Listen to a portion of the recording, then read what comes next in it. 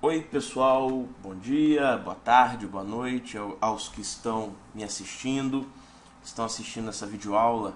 Essa videoaula a gente vai tratar um pouco sobre o tema de complexidade ciclomática, uma rápida introdução, uma rápida contextualização, como que é feito o cálculo. Existem basicamente três métodos para esse cálculo. Para essa que é uma métrica criada, por McCabe, Thomas McCabe, em 1976. Uma métrica que tem como objetivo identificar a quantidade de caminhos, trajetos um determinado algoritmo possa ter. Claro que se eu tiver um número muito alto de complexidade ciclomática, aspectos relacionados à manutenabilidade desse código-fonte estão muito prejudicados, né? Então, por isso essa métrica ela é tão importante. E ela tem uma importância também na área de testes de software, uma vez identificado o número ciclomático, ou seja, o número da complexidade ciclomática, eu tenho a quantidade de trajetos que eu devo percorrer no algoritmo para cobri-lo 100%. Ou seja, com isso eu consigo determinar a quantidade de casos de teste necessários para cobrir 100% esse algoritmo.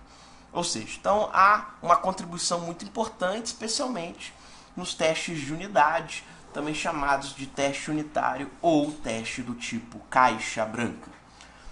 Gostaria de lembrá-los que eu tenho ainda 2 videoaulas sobre teste de software, que vocês podem encontrar digitando teste de software e o nome do meu usuário aí no YouTube.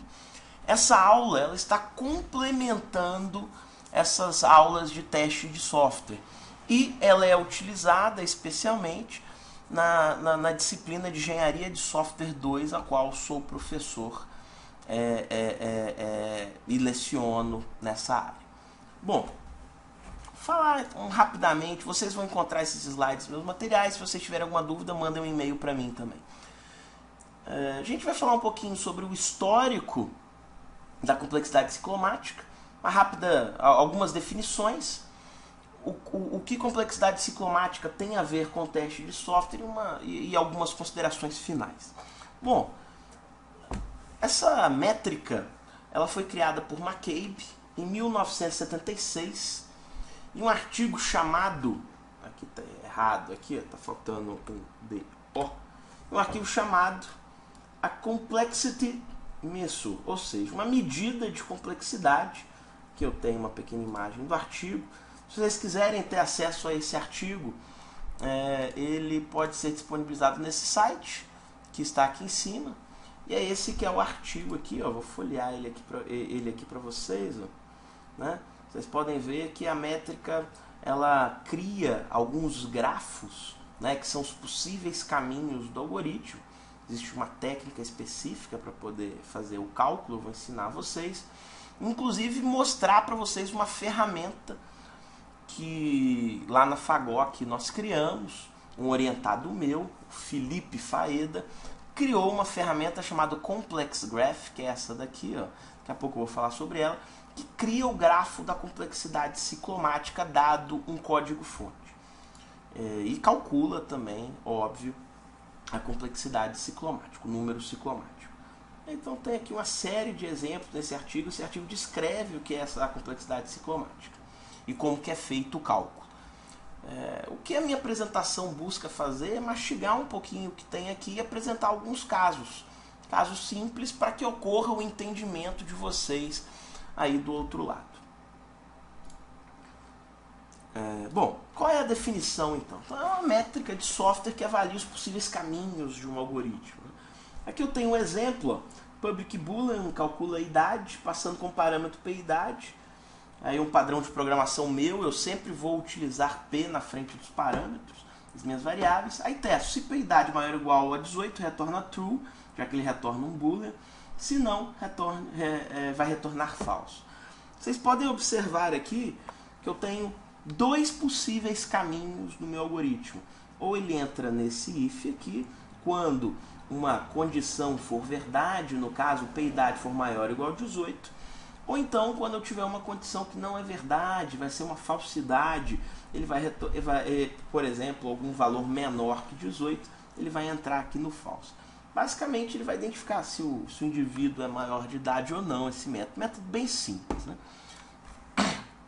McCabe, lá no seu trabalho, ele propõe a criação então, de um grafo para analisar os possíveis trajetos do algoritmo, para então analisar a sua complexidade. Ele identifica que quando eu tiver uma quantidade maior de caminhos, ou seja, quando eu tiver muitos possíveis caminhos no algoritmo, ele vai ter uma complexidade maior. E é nisso que se apega a métrica de complexidade ciclomática. Aqui no exemplo, eu vou só maximizar, eu tenho o início, eu tenho o se, vamos olhar o algoritmo aqui, aí o se, eu posso entrar no else, né? Porque pode ser falso esse se, ou então ser verdadeiro e concluir até o final do se. Então, ou seja, eu posso seguir para cá ou seguir para cá, ou seja, dois possíveis caminhos podem ser observados. Esse grafo ele foi criado pela ferramenta do Felipe, o aluno orientado meu, que eu vou apresentar em momento oportuno nessa videoaula que eu estou disponibilizando. Existem basicamente, pessoal, como eu disse, 3 métodos para fazer o cálculo do número ciclomático. Método 1, você vai contar a quantidade de regiões do grafo para analisar essa complexidade ciclomática. Eu vou exemplificar todos. Tá?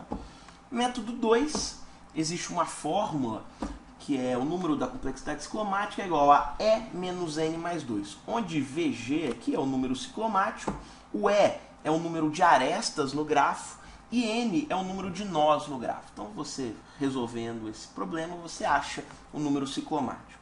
E o método 3 é aplicar a fórmula VG, onde VG é o número ciclomático, é igual a P mais 1, onde P é o número de componentes conexos ou comandos de desvio.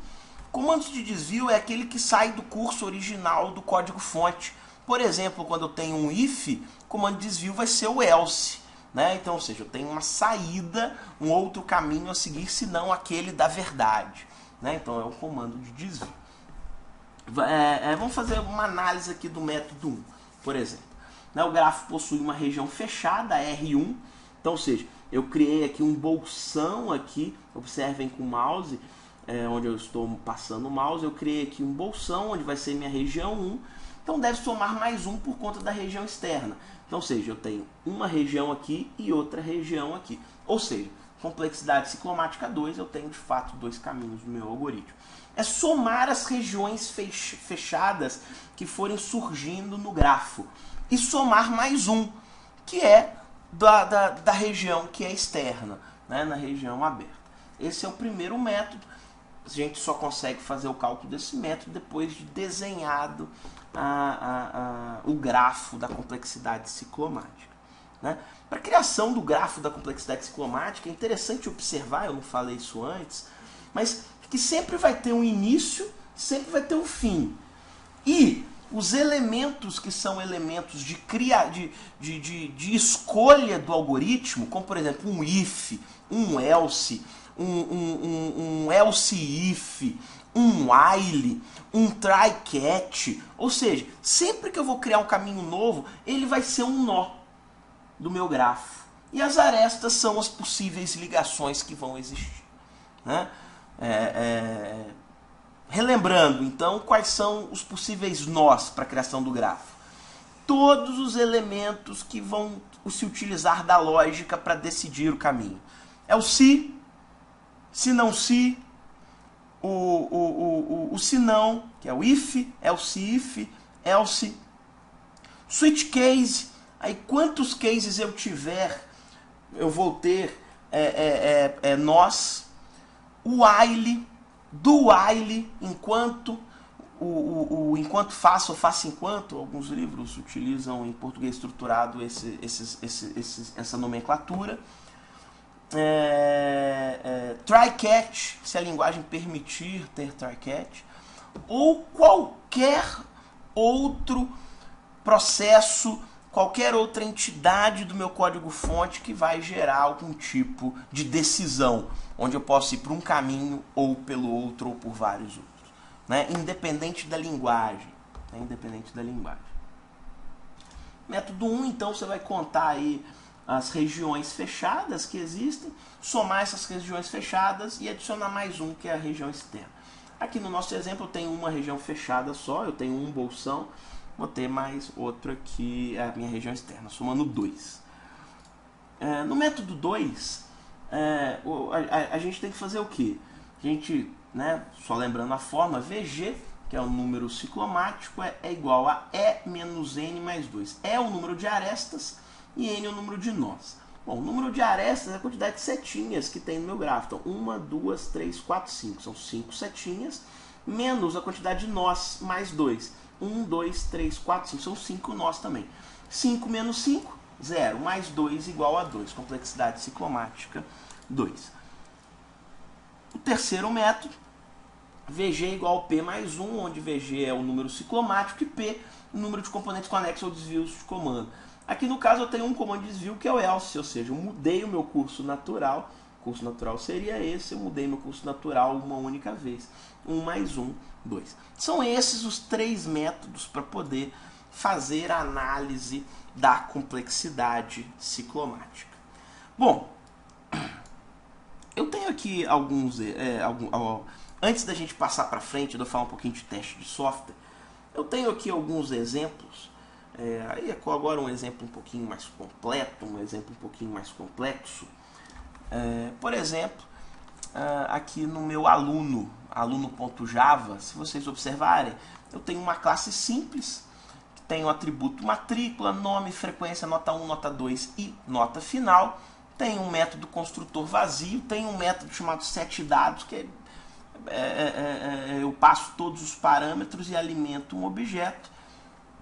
Ele substitui aí para mim os métodos get e set, que eu não coloquei aqui. E eu tenho um método chamado calcular aprovação, que esse método tem por objetivo, dado alguns valores aqui já atribuídos, verificar se o aluno foi aprovado ou não. Vamos analisar esse método aqui então. Eu tenho double vmédia, recebe 0. A primeira coisa que eu testo é, se a frequência for menor que 75, ele é reprovado de imediato. Independente da nota, frequência menor que 75, ele é reprovado. Se não, calculo a média, nota 1 mais nota 2 dividido por 2. Se a média for menor que 3, ele também é sumariamente reprovado. Então, ou seja, ele tem que ter uma frequência maior ou igual que 75, e caso ele tenha a média menor que 3, ele é reprovado direto. Else, caso ele tenha uma média maior ou igual a 7, ele é aprovado direto. Sobrando, então, entre 3 e 7, bolinha aberta aqui em 7. Vou ter um else if, aí eu vou calcular a média com a nota final, dividir por 2, se for menor que 5, ele for reprovado. Se for maior que 5, aqui a média na nota final, eu vou retornar true. Ou seja, tem um método que vai verificar se o aluno vai ser aprovado ou não, utilizando essa regra de negócio aqui. Desculpem. Bom, eu já fiz esse cálculo ciclomático. Inicialmente, quando a gente não tinha ferramenta nenhuma, eu inclusive utilizo esse algoritmo em diversos artigos que eu tenho, artigos da revista do grupo DevMedia. Vocês podem encontrar algumas revistas sobre teste de software que vão estar com esse algoritmo. Eu já tinha feito aqui na mão como que é o cálculo ciclomático e o grafo ciclomático, né? Eu dividi o método, se vocês observarem, é exatamente o mesmo método, tudo bem? Exatamente o mesmo método, e aqui está o cálculo ciclomático. Vamos analisando como que é feito a construção do grafo. Assim que eu inicio o meu código-fonte, eu tenho é essa área aqui, ou seja, seria esse if aqui, só que eu coloquei números aqui para facilitar o entendimento e ter a visualização do código-fonte assim. Se entrou no 1, vai dar return. Se der return, vai direto para o fim. Se entrou no 2, que é esse grupo do else, eu tenho a possibilidade de ir para o 3 ou para o 4. O 3 seria o verdadeiro, entrando aqui, e eu vou para o 4, exatamente aqui. Dentro do 4, eu posso ir para o 5 ou para o 6. Para o 5 ou para o 6. Se for para o 5, vai ser aprovado. Se for para o 6, eu tenho a opção do 7 e do 8. Né? Se vocês observarem, eu tenho aqui 1, 2, 3, 4 regiões fechadas, mais 1, que é a região aberta. Ou seja, pelo método 1, complexidade ciclomática 5. E de fato é complexidade ciclomática 5. Ou seja, eu tenho 5 possíveis trajetos nesse algoritmo para poder percorrer, né, pelo método 1. Pelo método 2, o que eu tenho que fazer? Eu tenho que somar as arestas, diminuir a quantidade de nós e somar mais 2. Mas vamos ver quantas arestas eu tenho. 1, 2, 3, 4, 5, 6, 7, 8, 9, 10, 11, 12, 13. 13 arestas. Quantos nós? 1, 2, 3, 4. 1, 2, 3, 4, 5, 6, 7, 8, 9, 10. Ó, 13 menos 10, 3. Mais 2, que eu tenho que somar 2 pela fórmula, 5. Se vocês quiserem revisar a fórmula, a gente volta aqui pelo método 2, ó. 13 menos 10, 3. Mais 2, 5. Complexidade ciclomática do método, então, é complexidade ciclomática 5. Ou somar os valores de desvio, né? A fórmula é P mais 1. Né? Eu tenho quantos desvios? 1, 2, 3, 4. Mais 1, 5.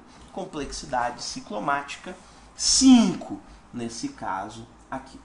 Né? O que eu fiz na mão, vocês observarem a dificuldade de construir o grafo da complexidade ciclomática. Se não me engano, eu fiz esse grafo no CorelDRAW ainda, não foi nem no Word. Foi por um artigo que foi escrito e aprovado em alguma revista, onde eu ensino como que faz o cálculo da complexidade ciclomática. Muito trabalho. Pensando nisso, nós desenvolvemos uma ferramenta lá na FAGOC, sob minha orientação. Foi o Felipe Faeda, que foi o responsável pelo desenvolvimento. Desenvolvemos uma ferramenta chamada ComplexGraph. Por esse site, code.google.com/p/complexgraph, vocês conseguem fazer download dela. Está numa versão inicial, ainda existem alguns ajustes para serem feitos, mas a ferramenta já é funcional. A ferramenta desenvolvida em Java tem essa cara aqui. Né? Você tem uma ajuda com sobre, né? O nome do aluno, Felipe Moreira Faeda, orientado por mim, onde você tem a opção de fazer uma análise, uma inserção manual, ou apresentar um código-fonte, um projeto, escolher um arquivo, que eu já fiz aqui algum exemplo. Quando você coloca o método para analisar, eu botei exatamente o mesmo método, ele já calcula a complexidade ciclomática, identificou a linguagem aqui. Esse código, pessoal, esse software há limitação, né? Porque ele para identificar quais são as entidades de entrada, para identificar quais são if, else, né? Cada linguagem tem sua particularidade, para a gente identificar quais são os fluxos de decisão, a palavra correta é essa, quais são os fluxos de decisão no código-fonte. Então, há uma limitação no software de só funcionar com C++, C#, Java e Pascal. Pelo menos por enquanto, temos interesse de desenvolver para outras linguagens. Então, assim que eu clico, ele inicia a análise, foi feita a análise, complexidade ciclomática 5, número de regiões 4, número de arestas 20, número de vértices 17 e número de comandos de desvio 4. Assim que você clica aqui, você pode visualizar o grafo que é gerado. Então vocês observem aí, pessoal, que é um gráfico que foi gerado simples de entendimento. Ele gera com algumas arestas a mais, porque há necessidade de haver um padrão para que o software consiga calcular esse grafo para todos os possíveis casos, mas que respeita o cálculo de McCabe de 1976, ou seja, há um funcionamento. Então, ou seja, é fácil você identificar o grafo. Pelo cálculo das regiões, eu tenho uma região aqui, 2, 3, 4, 5 regiões, né, totalizando complexidade ciclomática 5. Né, fazendo os cálculos das arestas, vértices, né, aqui no caso ele não utilizou nós, utilizou o nome vértice. Né, 20 menos 17, 3, mais 2, 5. Número de comandos de desvios 4 foram identificados, mais 1, 5. Ou seja, faz toda a análise da complexidade ciclomática. Bom, Bom, assim que faz o cálculo e é feita a análise através do grafo da complexidade ciclomática. Voltando à nossa apresentação, se vocês tiverem alguma dúvida, podem me mandar um e-mail, podem utilizar aí o mecanismo de dúvidas do YouTube, eu sempre respondo, tá ok, pessoal? Existe uma relação entre complexidade ciclomática com teste de software, em especial no teste de unidade, caixa branca unitário, como eu já disse. Uma vez que eu sei a quantidade de caminhos que um algoritmo vai ter, essa vai ser a mesma quantidade de casos de testes necessários para cobrir 100% esses caminhos. De forma a eu descobrir a quantidade de testes que eu tenho que fazer e a quantidade de casos de teste que eu tenho que criar para cobrir 100% esse algoritmo. Então é útil ainda para o teste de cobertura, né? Coverage test, para identificar, no teste de cobertura eu identifico como que foi a cobertura, especialmente do teste de unidade. O meu objetivo é tentar cobrir 100% o meu algoritmo. Então se a métrica de complexidade me dá esse número, só tenho que descobrir a quantidade, eu tenho que descobrir os casos de teste. Olha um exemplo aqui. Então, esse algoritmo tem complexidade ciclomática 2, né?